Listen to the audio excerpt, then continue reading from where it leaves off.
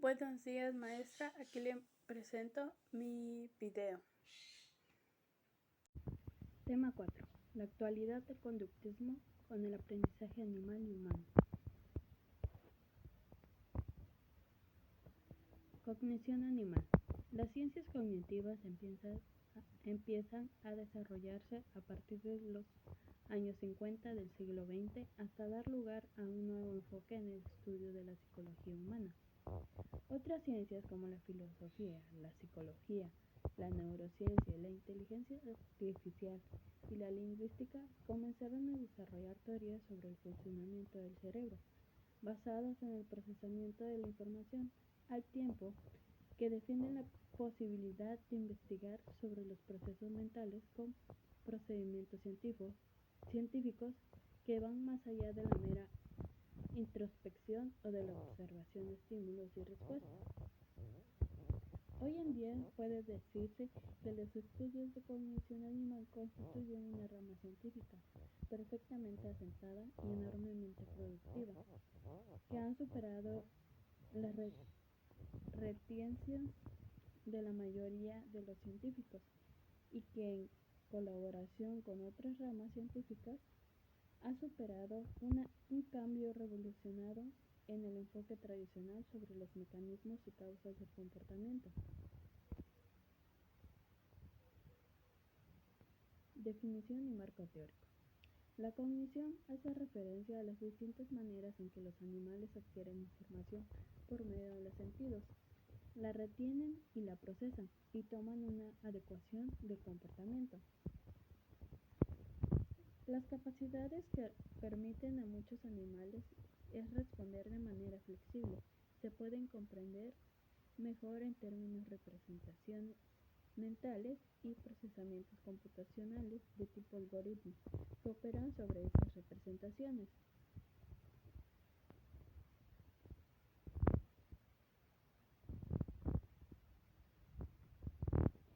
Como los seres humanos, igual los animales tienen la forma de procesar todo aquello que perciben con ayuda de un centro de redes que son los encargados de llevar el proceso de aprendizaje para poder adaptarse en el entorno en que se encuentran. Algunos autores consideran a Darwin el primero en desarrollar un programa de investigación, a lo que hoy conocemos como cognición animal. Al tratar aspectos tan diversos como el uso de instrumentos, el razonamiento, el aprendizaje, las emociones, la elaboración de conceptos e incluso la conciencia y el uso moral. Darwin, junto a otros autores, sostenían que los procesos de selección natural, por lo que cabía esperar que especies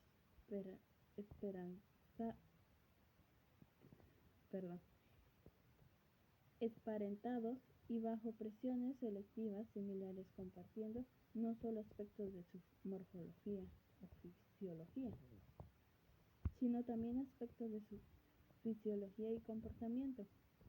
Pero cuando a lo morfológico o fisiológico fue aceptado, pero en cuanto a los procesos mentales fue rechazado por una discontinuidad entre el hombre y otros animales.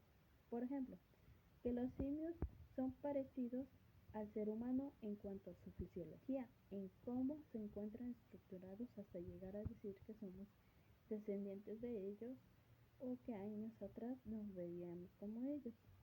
A esto podremos decir que sí hay un parecido, pero en cosas como la parte de los procesos cerebrales ya no, porque la forma de pensar y actuar es diferente, en cómo darle solución a un problema, y que los seres humanos razonamos y los animales se guían por el aspecto de instinto, que a nosotros también lo tenemos y nosotros también lo podemos controlar.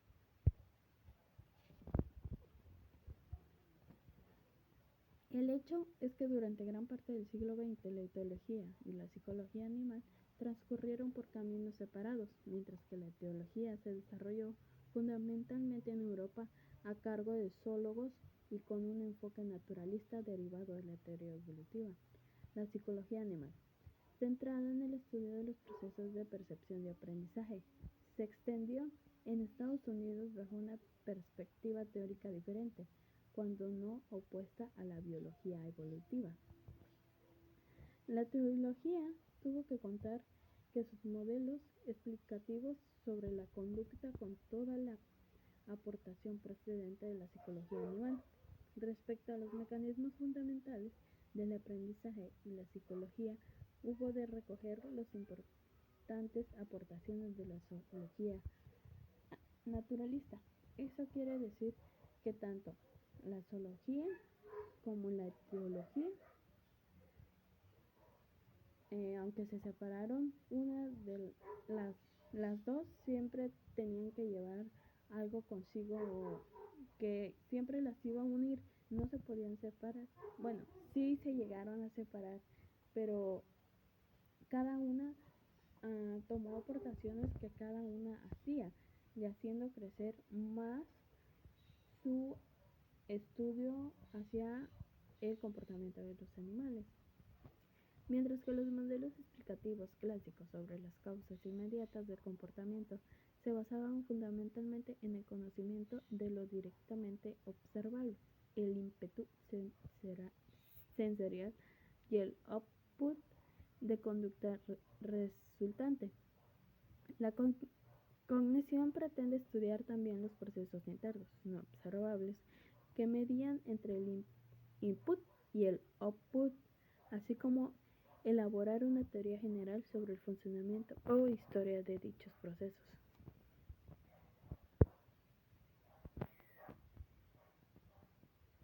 El trabajo empírico, algunas reglas básicas.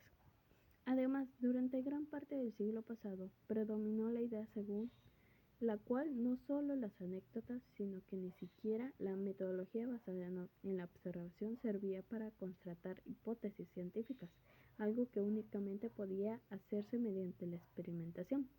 Pero la observación del comportamiento en condiciones naturales forma parte del método de investigación estándar de la etiología desde sus inicios, un método gracias al cual se ha avanzado mucho en el conocimiento del comportamiento animal.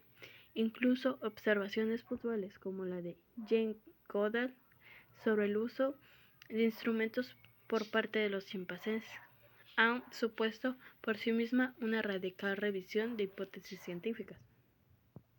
Sabemos que el trabajo empírico requiere que sea comprobable, que sea observable, que sean hechos, y que haya, diríamos, un cierto número de investigaciones o documentaciones que comprueben que se realizó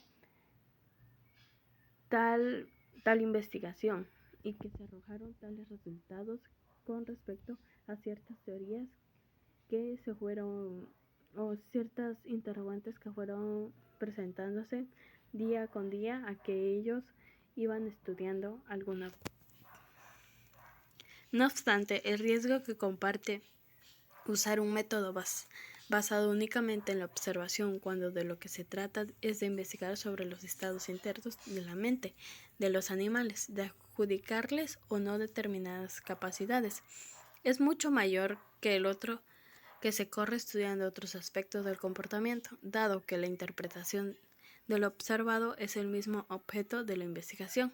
Los sesgos y errores de interpretación equivalen en este caso a una invalidación de los resultados. Al estudiar animales que no tienen la capacidad para hablar, pero actúan y se busca encontrar cómo es su forma de actuar, cómo ellos interpretan lo que van adquiriendo, cómo aprenden, cómo se van desarrollando, diciendo que algunos animales cuando están pequeños ya traen conocimientos, a lo contrario que el ser humano no trae, que el ser humano tiene que ir aprendiendo diferentes por respecto a sus experiencias que tiene, va aprendiendo sus conocimientos, apenas va a ir adquiriendo con respecto, él vaya creciendo y vaya teniendo experiencias. Edward Thorne Gay fue un pionero en los estudios sobre cognición animal que abogó por la metodología experimental, más allá de la observación, como única forma de poder conocer y comparar lo que los animales son capaces de hacer y lo que no son capaces de hacer. Hasta ahora los trabajos se han centrado en la inteligencia animal, no en la estupidez animal. Y exactamente eso. Se buscó con estos experimentos conocer al animal primero, estudiarlo, saber si tenía las capacidades necesarias para realizar lo que él quería comprobar con respecto a su experimento que realizó. La metodología experimental en condiciones controladas de laboratorio, desarrollada y depurada en los años posteriores por los investigadores conductistas, devienen pues en el método de estudio por excelencia de la psicología comparada. De la psicología comparada es con respecto a comparar al ser humano con un animal, conforme cómo responden a ciertos estímulos que se les presentan. El psicólogo británico Lloyd Morgan fue otro precursor en el estudio de la cognición animal. Su interés se centró en la evolución de la mente y en la relación entre el instinto e inteligencia, pero en la actualidad se le conoce principalmente por haber propuesto una regla metodológica básica para huir del antropomorfismo. El canon de Morgan, una adaptación a la psicología de navaja de Gottman, según el cual en ningún caso deberíamos interpretar una acción como resultado de una facultad mental compleja, cuando esa misma acción puede explicarse como resultado de un proceso más simple. En lo que Morgan quiere decir es que si el animal da una cierta respuesta a una conducta que está realizando, no quiere decir que eso es su verdadera reacción, que en determinado tiempo puede cambiar, puede ser otra. Y no porque esa primera reacción que realizó, esa va a ser siempre, sino que puede cambiar y que hay que ver más allá. No hay que quedarnos con esa y ver más allá porque puede responder de diferente manera en otra ocasión. Los animales no son más que los modelos simplificados con los que poder trabajar en laboratorio. Las especies elegidas y la metodología empleada se ajustarán a este criterio. Monos, ratas, ratones y palomas, sobre todo, son sometidos a experimentos controlados en los que los genes, el cerebro o el comportamiento pueden manipularse en busca de los mecanismos asociados al proceso en que se está estudiando. La metodología experimental en condiciones controladas de laboratorio desarrollada y depurada en los años posteriores por los investigadores conductistas devienen pues en el método de estudio por excelencia de la psicología comparada. Para esto se seleccionan animales que se pueden controlar, que tengan esa capacidad para que puedan realizar lo que tú quieras, que se les va condicionando hacia algunas acciones que quieres que realices. Y comparando a los animales con el humano, ya que dicen que el cerebro de la rata lo comparan con el del ser humano. Por eso realizan algunos experimentos con estos animales. Ambas aproximaciones han producido avances considerables, pero como hemos visto, a diferencia de la psicología experimental clásica, la cognición animal es una ciencia interdisciplinar que pretende incorporar los conocimientos y métodos de otras ramas científicas como la etiología y la biología evolutiva.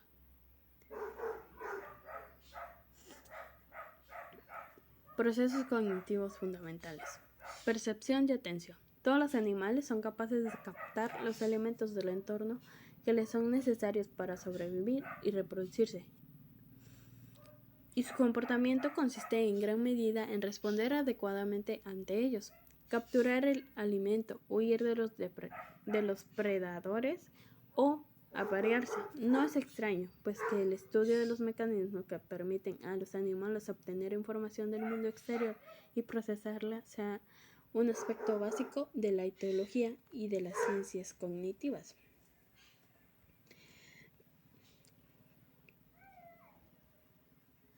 Diversidad y especialización. Como las investigaciones continúan con el único fin de estudiar el comportamiento de los animales entrando en su entorno, el estudiarlos de cerca, sacando conclusiones para poder conocer cómo las diferentes especies reaccionan al medio en los que rodean, de cómo los instintos y lo que ellos aprenden se van desarrollando conforme ellos crecen.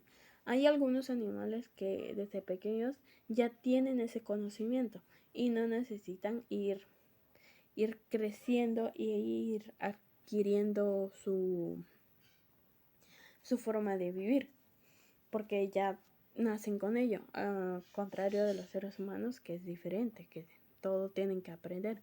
Para construir una casa tiene que aprender, y no supuestamente aprender, sino que también tiene que pagar para que alguien lo haga por él. Psicofísica. Una segunda línea de investigación es la denominada psicofísica, el estudio de cómo se registra la información procesada de los sentidos. Y a pesar de la diversidad encontrada, parece la pena destacar que todos los sistemas sensoriales estudiados tienen propiedades en común.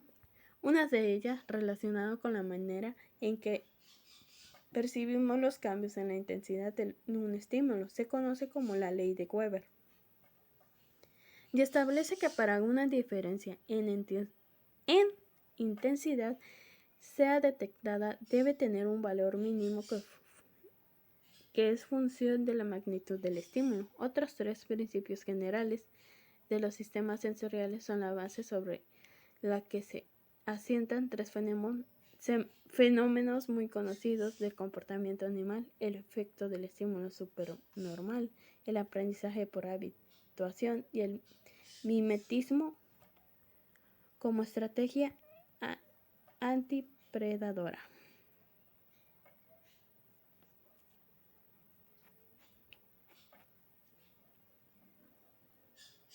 El proceso de atención. El estudio de la percepción no se limita solo al conocimiento de los diferentes sistemas sensoriales y su funcionamiento. Uno de los aspectos del procesamiento de la información sensorial que más se ha interesado a las ciencias cognitivas es el fenómeno de la atención, el mecanismo por el cual los animales son capaces de seleccionar de entre toda la información sensorial que reciben simultáneamente aquella que es importante en cada momento. Se dice que el sistema sensorial es importante para los animales, porque hay algunos animales, como las serpientes, que solamente ven el calor de su presa, y eso sabe que esa es su presa y ya se van a seguir. Solamente se perciben por el calor. Y si saben, y con respecto a su olor, cómo huele su presa, ya conocen qué tipo de que esa es su presa, la que deben de comer, y que está cerca y la van a cazar para poderse alimentar. Aprendizaje humano. El estudio del aprendizaje humano desde el marco teórico del conductismo se centra actualmente en el mecanismo consciente, aprendizaje explicativo e inconsciente, aprendizaje implícito del aprendizaje. Otra clasificación de los aprendizajes: adquisición de reglas, aprendizaje procedimental y adquisición de contenidos o conocimientos concretos, aprendizaje declarativo. Sabemos bien que hay un montón de formas de cómo aprender, pero en realidad se aprende lo que te enseñan. En ocasiones no. Por eso hay diferentes formas de cómo alguien o los seres humanos aprenden. Hasta los animales tienen sus formas, sus métodos para que ellos puedan aprender. Ya también por esas razones han existido autores interesados en conocer o investigar cómo se puede realizar ese proceso de aprendizaje. También que ayudan a la educación para que estas teorías puedan ser practicadas contra a los niños, pero primero, antes de ello, hay una investigación que lo comprueba, que dice que sí, exactamente, que si tú le pides a un niño que realice tal tarea, no la va a realizar. Tal vez porque no le gusten las matemáticas, no le gusta leer, pero si a eso le añades un estímulo, pueda que pues te sientas con él, le lees, le dices, vas a hacer tal actividad, vas a hacer esto, le dices o le cuentas o le explicas de una manera que sea entendible para él y pueda que le llame la atención y que esto refunde y él tome la iniciativa para que pueda realizar otras actividades con respecto a esto que va aprendiendo y tenga la curiosidad de seguir aprendiendo más. Importancia del aprendizaje. El proceso de aprendizaje permite a la especie humana tener un mayor grado de flexibilidad y adaptación con cualquier otra especie del planeta, debido a que el contenido instintivo de nuestra conducta es tan pequeña. Y es tanto lo que hemos de aprender, somos capaces de obtener beneficios de nuestra experiencia. Sabemos que acciones pueden provocar resultados interesantes y cuáles no, y modificamos nuestra conducta para conseguirlo. Es ahí donde para conseguir algo o quitar algo que no nos gusta, que no nos agrada, se puede quitar con diferentes estímulos que hacen que esa conducta se vaya eliminando o que se refuerce. Definición de aprendizaje. El aprendizaje tiene lugar como resultado de uno o más acontecimientos en la vida del aprendiz. Otros cambios, como los producidos por modificación derivadas de la maduración, daños orgánicos o estados temporales del organismo, fatiga, drogas, no pueden atribuirse a la experiencia y por lo tanto no suponen un aprendizaje. Se dice que el aprendizaje es como, se podría decir, como aquella acción que realizas que con base a una experiencia que tú tienes y se te queda ese aprendizaje, esa vivencia. Por ejemplo, no es lo mismo ver una teoría que llevarlo a cabo. Dicen que los niños, los bebés cuando están pequeños, cuando están chiquitos, los niños aprenden por imitación, que imitan a todo lo que tú haces. Y es correcto. Yo tengo una sobrina y lo que yo hago, ella hace. Como ve que yo estoy haciendo tarea con mi teléfono, ella va, agarra un teléfono de juguete, lo pone en la mesa y hace que está grabando, como lo que yo hago. Y es así, como los niños buscan la manera te imitan. Y con eso puede ella tener esa experiencia que ella tuvo, la puede ayudar a un futuro de cómo ella puede realizar o hacer sus tareas cuando vaya ahí a la escuela. O que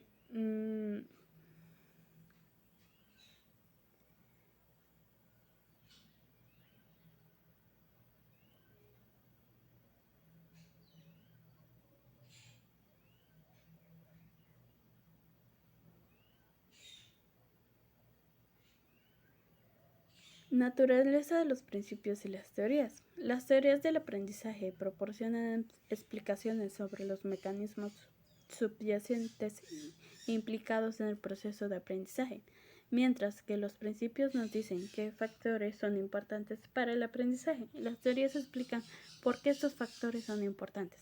¿Por qué las teorías explican eso?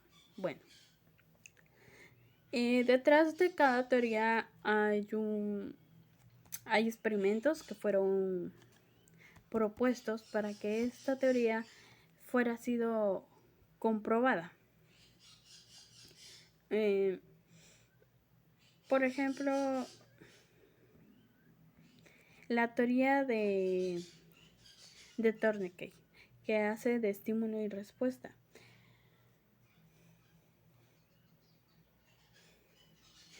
Y esta teoría se ha usado en la educación porque condicionas a un niño a que aprenda,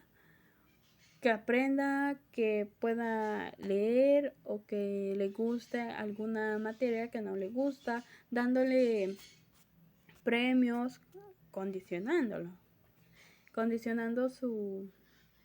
la conducta que él realiza, o al contrario, quitar una conducta que a ti no te gusta y no te favorece, que te limita a que el niño aprenda, o él se limita solo que él no quiere aprender. Que exactamente esas te das cuenta ahora que tú estás estudiando para esto, te das cuenta que hay teorías que sí se comprueban en el salón de clases cuando tú ibas a la escuela, que por realizar una buena tarea te daban una estrellita y tú claramente porque querías seguir obteniendo más estrellitas lo hacías mejor, y hasta ahorita te das cuenta que te estabas condicionado y que las teorías son ciertas a lo que concluyeron ellos hacia su hipótesis era verdadera, que sí a cierta conducta que haga, o que si quieres que ese niño vuelva a hacer lo mismo, o que todo tu grupo pueda participar, pues se le va dando premios para que lo vayan realizando. Y sí, exactamente es así.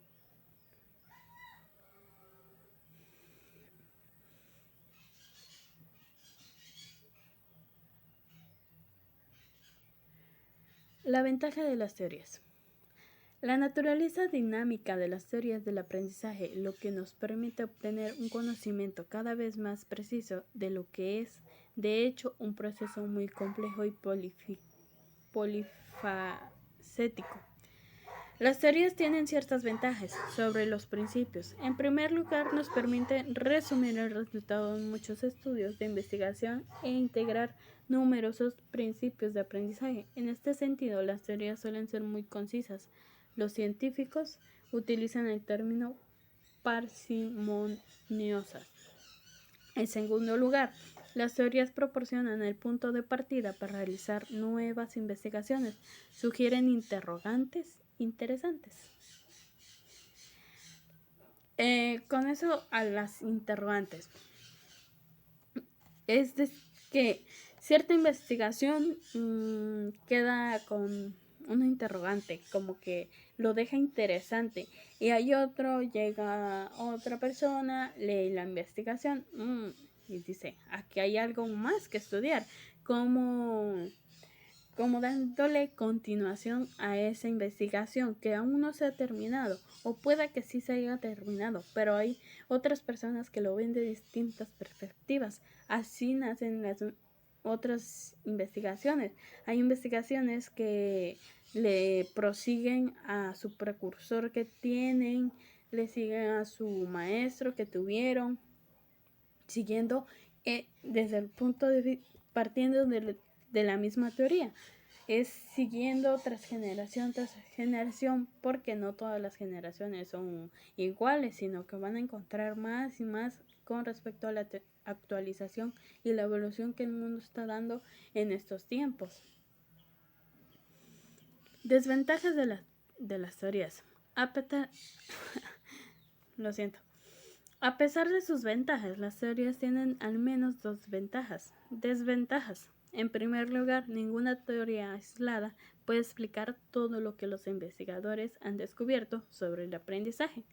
Las teorías actuales del aprendizaje tienden a centrarse a aspectos específicos desde el mismo. Las teorías conductistas, por ejemplo, se limitan a estudiar propuestas muy específicas y observables. Por su parte, las teorías cognitivas tienden a centrarse en la manera en que las personas organizan, interpretan y recuerdan la información. Los fenómenos que no encajan adecuadamente dentro de una perspectiva teórica determinada suelen quedarse exclusivos de esa perspectiva. En segundo lugar, las teorías influyen sobre qué tipos de información se publica, sesgado de tal manera al conocimiento que se alcanza sobre el aprendizaje. Por ejemplo, en la primera desventaja que las teorías nada más se quedan ahí con respecto a su teoría, que nada más se quedan, por ejemplo, la conducta, pues nada más estudia la conducta, cómo reacciona, si se le pone un estímulo, si se lo quita, o solamente eso. No van y buscan si yo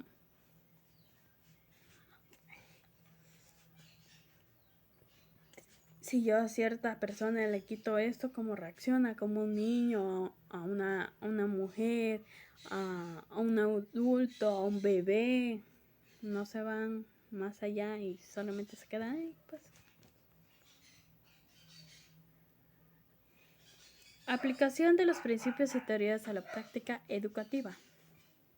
El aprendizaje permite a los seres humanos un mayor grado de flexibilidad y de adaptabilidad de lo que tiene cualquier otra especie. En la actualidad existen dos perspectivas teóricas que nos permiten comprender la manera en que aprendemos. El conductismo destaca las relaciones entre los estímulos observables y las respuestas. La perspectiva cognitiva destaca el papel de los procesos mentales internos en el aprendizaje. Sea cual sea la perspectiva que adoptemos, solo podemos saber que se ha producido un aprendizaje cuando observamos que una conducta ha cambiado de alguna manera. Quizá porque aparecer una nueva respuesta o porque se incrementa la frecuencia de una que ya existía. Los principios, descripciones de los factores que influyen sobre el aprendizaje, y las teorías, explicaciones de por qué estos factores tienen esos efectos, tanto desde el conductismo como desde el cognitivismo, pueden ayudar a los educadores a mejorar las prácticas educativas y maximizar el aprendizaje de sus alumnos. He ahí que los maestros sacan ventaja en poner en práctica esas teorías de cómo aprender, cómo los alumnos adquieren los aprendizajes, o hacer que los alumnos adquieran esos aprendizajes que tú deseas, porque el objetivo de un maestro es que aprendan, en realidad aprendan. Hay ocasiones en que por más que uno esté ahí dándole, no aprenden nada. Pero con mínimo si tienes 20 alumnos y si hay 2 solamente aprenden, está bien. Pero sabes que no, aunque tus objetivos es que todos los niños aprendan. Pero la meta solamente la cumplen 2. Entonces, ¿qué es lo que buscas? Buscar otras alternativas. Conocer a tus alumnos bien para ver cómo ellos pueden aprender y por qué unos sí aprendieron y otros no. Eso es importante, de conocer a tus alumnos para saber si aprenden o no y buscar las estrategias, herramientas, medios y teorías adecuadas para que esto se pueda llevar a cabo y en realidad pueda haber un aprendizaje en el salón de clases.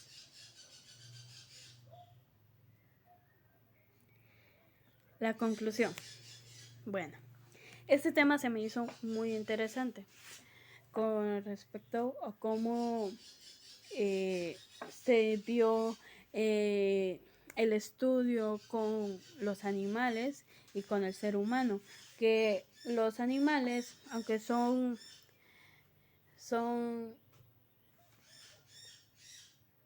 son medios para llevar a cabo un experimento, aunque no todos los experimentos se necesitan animales, pero sí para los necesarios.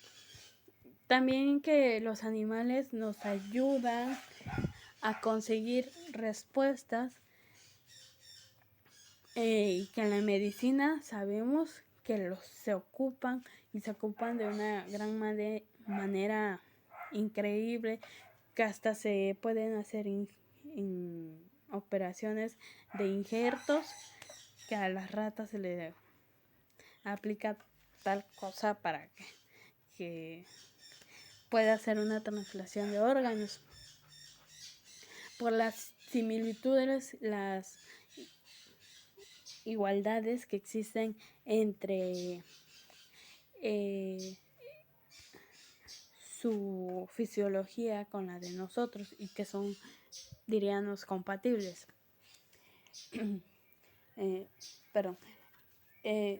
También que como el aprendizaje, como las teorías han sido evolucionando, como teorías de hace años, ahora son presentes y te das cuenta que esas teorías sí tienen la razón, porque las practicas, las entiendes, las comprendes, las analizas y llegas a la conclusión que sí, exactamente. Si yo a un grupo de niños los pongo a leer y veo que no les gusta, bueno, busco cómo los niños se ven interesados en la lectura, pongo un teatro y hago que los maniquís para que hablen y que les llame la atención, les guste y ellos aprendan y lleven la iniciativa por aprender, tomar un libro y aprender, o poner buenos para que un niño aprenda. Yo digo que tiene que llamarle la atención, ya que son niños que les gusta andar en movimiento, que anden siempre de aquí para allá, aunque sí su debido tiempo tienen que aprender, sentarse en una mesa con una silla y tener frente a ellos un libro. Se puede hacer un poco aburrido, pero tienes que buscar la solución adecuada para que el niño no se aburra en ese proceso de aprender. Y para ello existen teorías que lo comprueban y puedes llevarlas a la práctica analizando y comprobarlas para que puedas conseguir los resultados que estás buscando. Y gracias, y esto es todo.